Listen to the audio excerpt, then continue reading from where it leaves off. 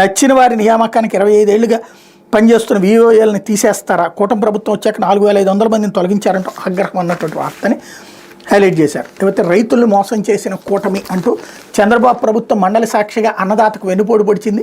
విత్తనాలు లేవు, గిట్టుబాటు ధర లేదు, పెట్టుబడి సాయంగా ప్రతి రైతుకి ఏటా 20,000 ఇస్తామన్నారు, కేంద్ర సాయంతో కల్పిస్తామని ఇప్పుడు చెప్తున్నారు. పంట నష్టపోయిన రైతులకు పరిహారం చెల్లించడం లేదు, ధరలు పడిపోతే పంటలు కొనుగోలు చేయడం లేదు.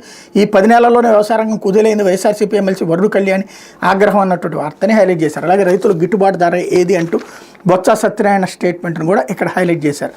లేకపోతే ఆంధ్రజ్యోతి వచ్చేటప్పటికి ఆడుదాం అవినీతిపై ఏసీబీ విచారణ.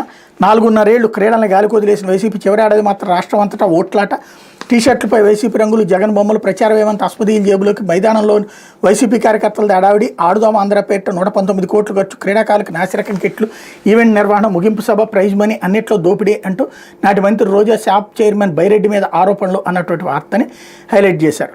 లేకపోతే తప్పు చేస్తే తాట